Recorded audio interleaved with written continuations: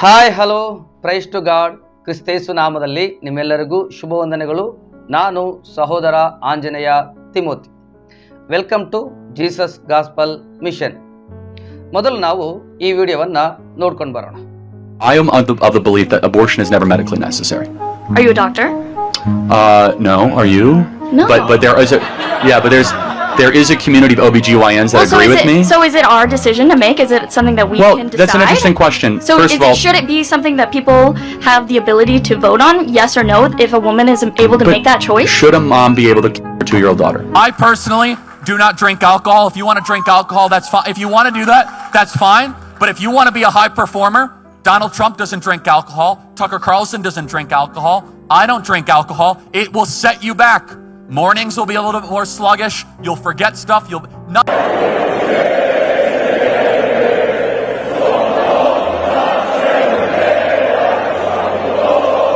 ಈ ವಿಡಿಯೋದಲ್ಲಿ ಇರುವಂಥ ವ್ಯಕ್ತಿಯ ಹೆಸರು ಚಾರ್ಲಿ ಕಿರ್ಕ್ ಅಂತ.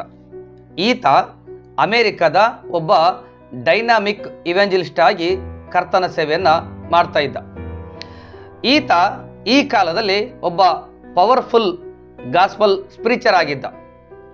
ಈತನನ್ನು ಈ ಕಾಲದ ಬಿಲ್ಲಿ ಗ್ರಹಂ ಅಂತ ಕರೆದ್ರೂ ತಪ್ಪಿಲ್ಲ.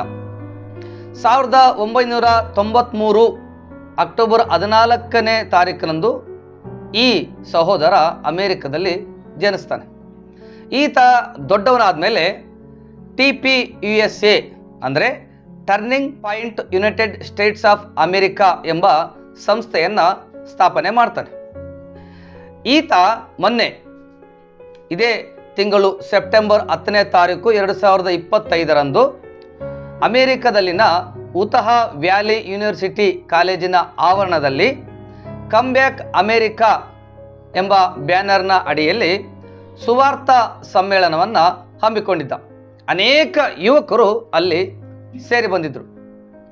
ಆ ಸಮಯದಲ್ಲಿ ಒಬ್ಬ ಯುವಕ ಈತನ ಕತ್ತಿಗೆ ಗುಂಡೊಡೆದು ಹತ್ಯೆ ಮಾಡ್ತಾನೆ. ಈತ ಸತ್ತಾಗ 31 ವರ್ಷದವನಾಗಿದ್ದ. ಅಂದರೆ ಈ ತಿಂಗಳಿಗೆ ಈತನಿಗೆ 31 ವರ್ಷ ವಯಸ್ಸಾಗಿತ್ತು. ಈ ಸಹೋದರನ ಸಾವಿಗೆ ಕಾರಣ ಏನಿರಬಹುದು? ಈ ಸೇವಕನ ಸೇವಾ ಪ್ರಭಾವ ಹೇಗಿತ್ತು? ಈ ಸೇವಕನ ಕುರಿತಾಗಿ ಅಮೆರಿಕದ ಪ್ರೆಸಿಡೆಂಟ್ ಆದ ಡೊನಾಲ್ಡ್ ಟ್ರಂಪ್ ಹೇಳಿದ ಸಾಕ್ಷಿ ಏನು ಅಂತ ಇಂದಿನ ಈ ವಿಡಿಯೋದಲ್ಲಿ ತಿಳಿಯೋಣ. ಮೊದಲು ನಾವು ಒಂದು ವಾಕ್ಯವನ್ನು ಓದೋಣ. ಪೌಲನು ತಿಮೋತಿಗೆ ಬರೆದ 2ನೇ ಪತ್ರಿಕೆ 3ನೇ ಅಧ್ಯಾಯ 12ನೇ ವಚನ. ಕ್ರಿಸ್ತ ಯೇಸುವಿನಲ್ಲಿ ಸದ್ಭಕ್ತರಾಗಿ ಜೀವಿಸುವುದಕ್ಕೆ ಮನಸ್ಸು ಮಾಡುವವರೆಲ್ಲರೂ ಹಿಂಸೆಗೊಳಗಾಗುವರು. ಹೌದು, ಕೇವಲ ಆ ಸಹೋದರ ಮಾತ್ರ ಅಲ್ಲ, ಕ್ರಿಸ್ತನ ಸೇವೆ ಮಾಡುವ ಯಾರಿಗಾದರೂ ಕೂಡ ಹಿಂಸೆ ಕಟ್ಟಿಟ್ಟ ಬುತ್ತಿ. ಈ ಸೇವಕ ಈ ಅಮೇರಿಕದಲ್ಲಿ ಯಾವ ರೀತಿಯಾಗಿ ಪ್ರಸಿದ್ಧಿ ಆಗಿದ್ದ ಅಂದರೆ, ಈ ಸೇವಕ ತನ್ನ ಸೇವಾ ಉದ್ದೇಶಗಳಲ್ಲಿ 4 ಪಾಯಿಂಟ್ಗಳನ್ನು ಇಟ್ಕೊಂಡಿದ್ದ. ಮೊದಲನೇದು ಚೈಲ್ಡ್ ಅಬಾಷನ್, ಇದು ಪಾಪ. ಯಾಕಂದರೆ ಅಮೇರಿಕದಲ್ಲಿ ಇತ್ತೀಚೆಗೆ ಚೈಲ್ಡ್ ಅಬಾಷನ್ ಹೆಚ್ಚಾಗಿತ್ತು. ಸೊ ಇದರ ವಿರುದ್ಧವಾಗಿ ಧ್ವನಿ ಎತ್ತಿ ಇದರ ಕುರಿತಾದ ಒಂದು ವಿವೇಕ ಜ್ಞಾನ ಬರಬೇಕು. ಯಾಕಂದರೆ ಪುತ್ರ ಸಂತಾನ ಯೆಹೋವನ ಸ್ವಾಸ್ಥ್ಯ ಅಂತ ಸತ್ಯವೇದ ಹೇಳ್ತದೆ. ಸಂತಾನ ಯೆಹೋವನ ಬಹುಮಾನ ಅಂತ ಸತ್ಯವೇದ ಹೇಳ್ತದೆ. ಸೊ ಇಂಥ ಸಂತಾನವನ್ನು ನೀವು ಅಬಾಷನ್ ಮಾಡಿ ತೆಗೆಸಬಾರ್ದು. ಅದು ಸತ್ಯವೇದಕ್ಕೆ ವಿರುದ್ಧವಾದದ್ದು, ನರಹತ್ಯೆಗೆ ಸಮಾನವಾದದ್ದು. ಇಂಥ ಪಾಪವನ್ನು ಮಾಡಬೇಡಿ, ಕರ್ತನ ಸಂತಾನವನ್ನು ನಾಶ ಮಾಡಬೇಡಿ ಅಂತ ಈ ಸೇವಕ ಅಂಥವರಿಗೆ ಸುವಾರ್ತೆ ಹೇಳಿ ಎಚ್ಚರಿಸ್ತಿದ್ದ. ಮತ್ತು ಈ ಪಾಪವನ್ನು ಕರ್ತನು ಕ್ಷಮಿಸ್ತಾನೆ, ಯೇಸು ಸ್ವಾಮಿ ಕ್ಷಮಿಸ್ತಾನೆ, ಕರ್ತನ ಕಡೆಗೆ ತಿರುಗಿಕೊಳ್ಳಿರಿ ಅಂತ ಅವರನ್ನು ಎಚ್ಚರಿಸ್ತಾ ಇದ್ದ.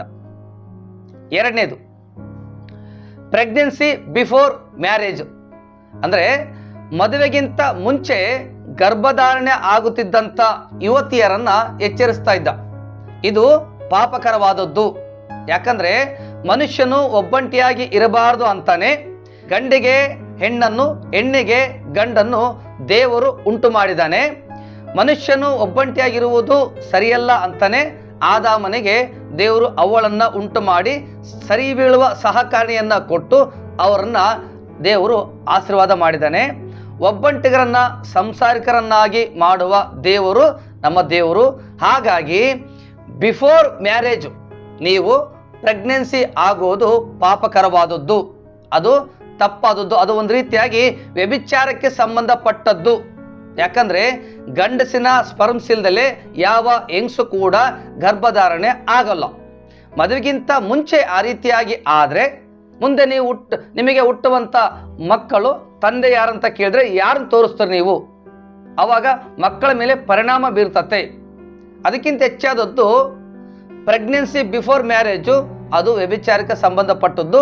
ಈ ಕಾರ್ಯವನ್ನು ಬಿಟ್ಟು ಕರ್ತನ ಕಡೆಗೆ ತಿರುಗಿಕೊಳ್ಳಿರಿ, ದೇವರು ಕ್ಷಮಿಸ್ತಾನೆ, ಇನ್ನು ಮುಂದೆ ಆ ರೀತಿ ಮಾಡಬೇಡಿ ಅಂತ ಅಮೆರಿಕದ ಯುವತಿಯರಿಗೆ ಈ ಸಹೋದರ ಎಚ್ಚರಿಸ್ತಾ ಇದ್ದ.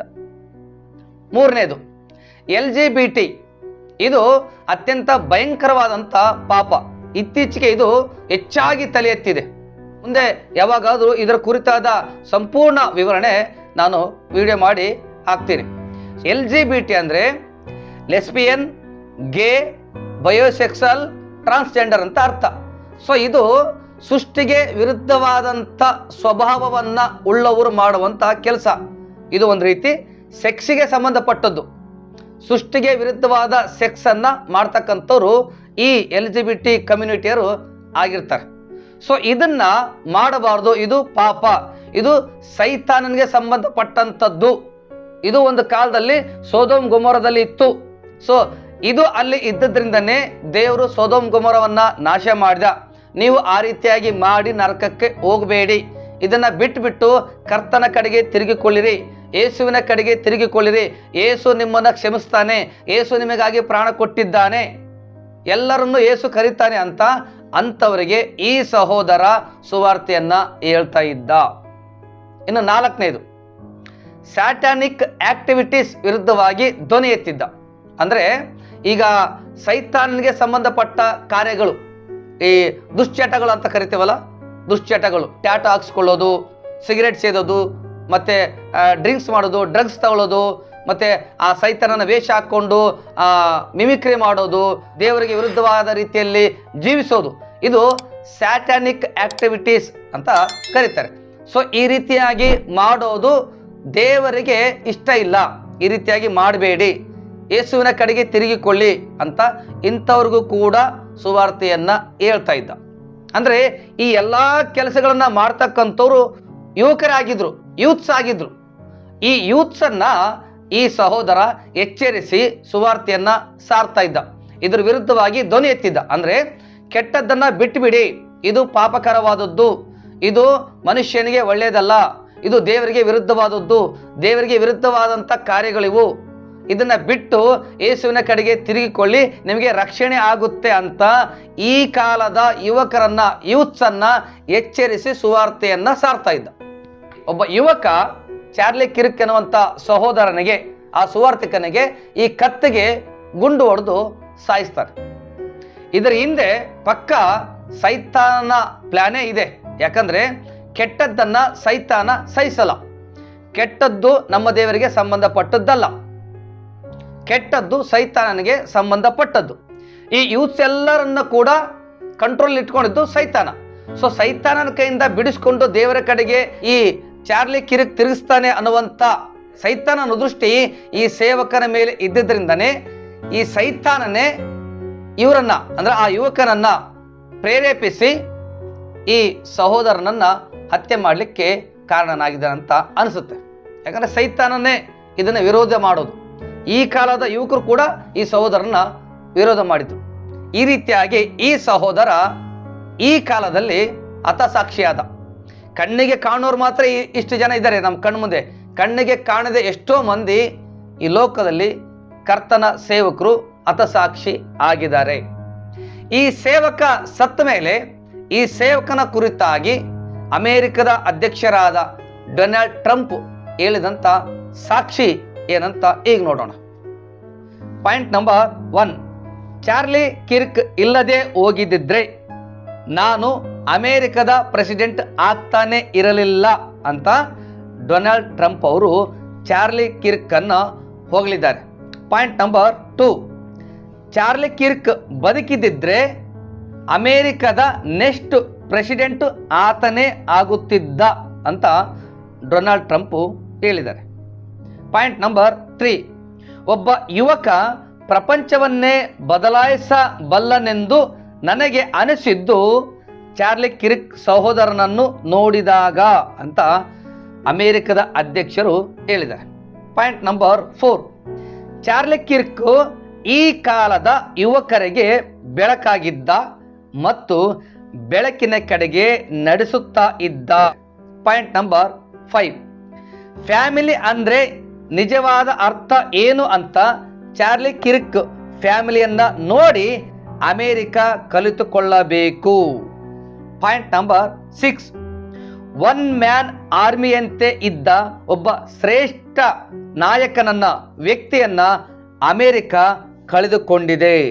ಪಾಯಿಂಟ್ ನಂಬರ್ 7, ಚಾರ್ಲಿ ಸಹೋದರ ತನ್ನ ಪ್ರಾಣವನ್ನು ನಿಸ್ವಾರ್ಥವಾಗಿ ಕೊಟ್ಟು ಬಿಟ್ಟ. ಪಾಯಿಂಟ್ ನಂಬರ್ 8, ನಾನು ಚಾರ್ಲಿ ಕಿರ್ಕರ ಸ್ಟ್ಯಾಚ್ಯೂವನ್ನು ಟ್ವಿನ್ ಟವರ್ ಮುಂದೆ ಅನಾವರಣಗೊಳಿಸಿ ಆತನನ್ನು ಸಾಕ್ಷಿಯಾಗಿ ಇರಿಸುತ್ತೇನೆ ಅಂತ ಅಮೇರಿಕದ ಅಧ್ಯಕ್ಷರಾದಂಥ ಡೊನಾಲ್ಡ್ ಟ್ರಂಪ್ ಅವರು ಚಾರ್ಲಿ ಕಿರ್ಕ್ ಸಹೋದರನ ಕುರಿತಾಗಿ ಸಾಕ್ಷಿ ಕೊಟ್ಟಿದ್ದಾರೆ. ಈ ಸಹೋದರ ಶ್ರೇಷ್ಠ ಹೋರಾಟವನ್ನ ಈ ಲೋಕದಲ್ಲಿ ಮಾಡಿದ್ದಾನೆ. ಈತನನ್ನ ಕೊಂದವರು ಈತನನ್ನ ದೇಹವನ್ನು ಮಾತ್ರ ಕೊಂದಿದ್ದಾರೆ. ಮತ್ತಾಯನ ಸುವಾರ್ತೆ 10ನೇ ಅಧ್ಯಾಯ 28ನೇ ವಚನದಲ್ಲಿ ಈ ರೀತಿಯಾಗಿ ಹೇಳುತ್ತೆ, ದೇಹವನ್ನು ಕೊಂದು ಆತ್ಮವನ್ನು ಕೊಲ್ಲದವರಿಗೆ ಹೆದರಬೇಡಿರಿ, ದೇಹವನ್ನು ಆತ್ಮವನ್ನು ಎರಡನ್ನೂ ನರಕದಲ್ಲಿ ಹಾಕುವ ಆತನಿಗೆ ಹೆದರಿರಿ ಅಂತ ವಾಕ್ಯ ಹೇಳುತ್ತೆ. ಪೌಲ ಹೇಳ್ತಾನೆ ಫಿಲಿಪ್ಪದವರಿಗೆ ಬರೆದ ಪತ್ರಿಕೆ 1ನೇ ಅಧ್ಯಾಯದಲ್ಲಿ 20-21ನೇ ವಚನದಲ್ಲಿ, ಹೇಗೆಂದರೆ ನಾನು ಯಾವ ವಿಷಯದಲ್ಲಾದರೂ ನಾಚಿಕೆ ಪಡದೆ ಎಂದಿನಂತೆ ಈಗಲೂ ಸಹ ತುಂಬಾ ಧೈರ್ಯದಿಂದಿರುವುದರಿಂದ ಬದುಕಿದರೂ ಸರಿಯೇ ಸತ್ತರೂ ಸರಿಯೇ ನನ್ನ ದೇಹದ ಮೂಲಕ ಕ್ರಿಸ್ತನಿಗೆ ಮಹಿಮೆ ಉಂಟಾಗಬೇಕೆಂದು ನನಗೆ ಅಭಿಲಾಷೆಯದೆ, ಹಾಗೆಯೇ ಆಗುವುದೆಂದು ಭರವಸೆ ಉಂಟು. ನನಗಂತೂ ಬದುಕುವುದಂದರೆ ಕ್ರಿಸ್ತನೇ, ಸಾಯುವುದು ಲಾಭವೇ. ಆಮೇನ್. ಹೌದು, ಕ್ರೈಸ್ತರಿಗೆ ಸಾಯುವುದು ಲಾಭ. ನೋಡ್ರಿ, ಪೌಲ ಅದರ ಜೊತೆಗೆ ಅಪೊಸ್ತಲರು ಅನೇಕ ಸೇವಕರು ಈ ಲೋಕದಲ್ಲಿ ಹತಸಾಕ್ಷಿಯಾಗಿದ್ದಾರೆ. ಈಗ ಮಾತ್ರ ಅಲ್ಲ, ಮೊದಲಿಂದನೂ ಅಂದರೆ ಕ್ರಿಸ್ತ ಶಕ 1ನೇ ಶತಮಾನದಿಂದಲೂ ಅನೇಕ ಕ್ರೈಸ್ತ ಸೇವಕರು ಹತಸಾಕ್ಷಿಯಾಗಿ ಬರ್ತಾ ಇದ್ದಾರೆ. ಅದರಲ್ಲಿ ಈ ಚಾರ್ಲಿ ಕಿರ್ಕ್ ಎನ್ನುವಂಥ ಸಹೋದರ ಕೂಡ ಒಬ್ಬ ಶ್ರೇಷ್ಠ ಸೈನಿಕನಂತೆ ಈ ಸಹೋದರ ಈ ಲೋಕದಲ್ಲಿ ಹೋರಾಟ ಮಾಡಿದ್ದಾನೆ. ಮತ್ತೊಂದು ವಾಕ್ಯ ಓದೋಣ. 2ನೇ ತಿಮೋತಿ 4ನೇ ಅಧ್ಯಾಯ 7 ಮತ್ತು 8ನೇ ವಚನ. ಶ್ರೇಷ್ಠ ಹೋರಾಟವನ್ನು ಮಾಡಿದ್ದೇನೆ, ನನ್ನ ಓಟವನ್ನು ಕಡೆಗಣಿಸಿದ್ದೇನೆ, ಕ್ರಿಸ್ತ ನಂಬಿಕೆಯನ್ನು ಕಾಪಾಡಿಕೊಂಡಿದ್ದೇನೆ. ನೀತಿವಂತರಿಗೆ ದೊರಕುವ ಜಯಮಾಲೆಯು ಮುಂದೆ ನನಗೆ ಸಿದ್ಧವಾಗಿದೆ. ಅದನ್ನು ನೀತಿಯುಳ್ಳ ನ್ಯಾಯಾಧಿಪತಿಯಾಗಿರುವ ಕರ್ತನು ಆ ದಿನದಲ್ಲಿ ನನಗೆ ಕೊಡುವನು. ನನಗೆ ಮಾತ್ರವಲ್ಲದೆ ತನ್ನ ಪ್ರತ್ಯಕ್ಷತೆಯನ್ನು ಪ್ರೀತಿಸುವವರೆಲ್ಲರಿಗೂ ಕೊಡುವನು. ಆಮೇನ್. ಎಸ್, ಯೇಸು ಸ್ವಾಮಿ ಈ ಸಹೋದರನಿಗೆ ಪರಲೋಕದಲ್ಲಿ ನೀತಿಯುಳ್ಳ ಜಯಮಾಲೆಯನ್ನ ಕೊಡ್ತಾನೆ. ಯಾಕಂದ್ರೆ ಪೌಲ ಯಾವ ರೀತಿಯಾಗಿ ಹೋರಾಟ ಮಾಡಿ ಈ ಲೋಕದಲ್ಲಿ ಕರ್ತನ ಸೇವೆಯನ್ನ ಮಾಡಿದನೋ ಅದೇ ರೀತಿಯಾಗಿ ಅತಿ ಚಿಕ್ಕ ವಯಸ್ಸಿನಲ್ಲಿ ಈ ಚಾರ್ಲಿ ಕಿರ್ಕ್ ಎನ್ನುವಂಥ ಸಹೋದರ ತನ್ನ ಶ್ರೇಷ್ಠ ಹೋರಾಟವನ್ನ ಮಾಡಿದನು. ಆತನಂತೆ ನಾವು ಕೂಡ ಈ ಲೋಕದಲ್ಲಿ ಬದುಕಿರುವ ತನಕ ಕರ್ತನಿಗಾಗಿಯೇ ಬದುಕಬೇಕು. ಬದುಕಿದರೂ ಸರಿಯೇ ಸತ್ತರೂ ಸರಿಯೇ ಕರ್ತನಿಗಾಗಿಯೇ ನಾವು ಬದುಕಬೇಕು. ಸಾಯುವುದು ಕ್ರಿಸ್ತನಿಗಾಗಿಯೇ ಇರಬೇಕು. ಯಾಕಂದ್ರೆ ಸಾವು ಲಾಭ. ಈ ಲೋಕದಲ್ಲಿ ಸಾವು ಲಾಭ ಅನ್ನೋದು ಕ್ರೈಸ್ತರಿಗೆ ಮಾತ್ರ ಇದೆ, ಬೇರೆ ಯಾರಿಗೂ ಇಲ್ಲ. ಈ ರೀತಿಯಾದ ಹೋರಾಟದ ಸೇವೆಯನ್ನ ಈ ಕಾಲದಲ್ಲಿ ನಾವು ಮಾಡುವವರಾಗಿರಬೇಕು. ಒಂದಿಲ್ಲ ಒಂದು ದಿವಸ ಸಾಯ್ತೀವಿ, ಇದು ಸತ್ಯ. ಈ ಲೋಕ ಬಿಟ್ಟು ಹೋಗ್ಲೇಬೇಕು. ಆ ಸಾವು ಕರ್ತನಿಗಾಗಿ ಸತ್ರೆ ಒಳ್ಳೆಯದು. ಶ್ರೇಷ್ಠ ಹೋರಾಟವನ್ನ ಮಾಡಿದರೆ ಪರಲೋಕದಲ್ಲಿ ನಮಗೆ ಸನ್ಮಾನವನ್ನ ಕರ್ತನು ಮಾಡುವಾತನಾಗಿದ್ದ. ಪ್ರಾರ್ಥನೆ ಮಾಡಿಕೊಳ್ಳೋಣ. ಸ್ತೋತ್ರವಾಗಲಿ ಕರ್ತನೆ, ಪರಿಶುದ್ಧನೇ, ಮಹೋನ್ನತನೇ. ಹೌದು ಸ್ವಾಮಿ, ಅಪೋಸ್ತಲರ ಹಾಗೆ ಈ ಚಾರ್ಲಿ ಸಹೋದರ ಕೂಡ ಶ್ರೇಷ್ಠ ಹೋರಾಟವನ್ನು ಮಾಡಿದ್ದಾನೆ. ಕರ್ತನೆ, ನೀನು ಪ್ರತ್ಯಕ್ಷನಾಗುವ ಕಾಲದಲ್ಲಿ ಈ ಸಹೋದರನ ಜ್ಞಾಪಕ ಮಾಡಿಕೊಳ್ಳುತ್ತೀ ಎಂಬುದಾಗಿ ನಾನು ನಂಬುತ್ತೇನೆ. ಈ ಸಹೋದರನಿಗೆ ಬರಬೇಕಾದಂಥ ಕರ್ತನೆ ಮಾನ ಮಹಿಮೆಯನ್ನು ನೀನು ಪರಲೋಕದಲ್ಲಿ ಕೊಡುವಾತನಾಗಿದ್ದೀಯಾ. ಕರ್ತನೆ, ಈ ಲೋಕದಲ್ಲಿ ಸೇವೆ ಮಾಡುವಂಥ ಎಲ್ಲ ಸೇವಕರನ್ನು ಜ್ಞಾಪಕ ಮಾಡಿಕೊ. ಈ ರೀತಿಯಾದ ಹಿಂಸೆಗೆ ಒಳಗಾಗದಂತೆ ಸೇವಕರನ್ನು ನೀನೇ ಕಾದು ಕಾಪಾಡಬೇಕಾಗಿ ಪ್ರಾರ್ಥನೆ ಮಾಡುತ್ತೇನೆ. ಈ ರೀತಿಯಾಗಿ ಹಿಂಸೆಗೊಳಗಾಗುವ ಅನೇಕ ಸೇವಕರು ಈ ಲೋಕದಲ್ಲಿ ಇದ್ದಾರೆ ಸ್ವಾಮಿ. ಕರ್ತನೆ, ಅವರೆಲ್ಲರನ್ನು ನಿನ್ನ ಹಸ್ತದ ಕೆಳಗೆ ಮರೆ ಮಾಡಿ ಕಾಪಾಡಬೇಕಾಗಿ ಬೇಡಿಕೊಳ್ತೇನೆ ಸ್ವಾಮಿ. ಈ ವಿಡಿಯೋವನ್ನು ನೋಡುವ ಪ್ರತಿಯೊಬ್ಬರನ್ನು ಆಶೀರ್ವಾದ ಮಾಡು. ಕರ್ತನಿಗಾಗಿಯೇ ಜೀವಿಸಬೇಕೆಂಬುದಾಗಿ ಅವರಿಗೆ ಪ್ರೇರೇಪಣೆ ನೀಡಬೇಕಾಗಿ ಬೇಡಿಕೊಳ್ತೇನೆ. ಎಲ್ಲರ ಪ್ರಾರ್ಥನೆ ಮತ್ತು ವಿಜ್ಞಾಪನೆಗಳಿಗೆ ಉತ್ತರ ಕೊಡ್ತೀಯ ನಂಬುತ್ತೇನೆ. ನೀನು ಬರುವಾಗ ನಮ್ಮೆಲ್ಲರನ್ನು ಜ್ಞಾಪಕ ಮಾಡ್ಕೊ. ಎಲ್ಲ ಸ್ತುತಿ ಸ್ತೋತ್ರ ಘನಮಾನ ಮಹಿಮೆ ನಿನಗೆ ಸಲ್ಲಿಸಿ ನಮ್ಮನ್ನು ತಗ್ಗಿಸಿಕೊಂಡು ಯೇಸು ಕ್ರಿಸ್ತ ನಾಮದಲ್ಲಿ ಪ್ರಾರ್ಥಿಸ್ತೇನೆ, ಸದುತ್ರಾನ್ಗಿಸ್ ತಂದೆಯಾದ ಪರಲೋಕದ ದೇವರೇ, amen amen. Praise the Lord. ದೇವರು ನಿಮ್ಮೆಲ್ಲರನ್ನ ಆಶೀರ್ವಾದ ಮಾಡಲಿ.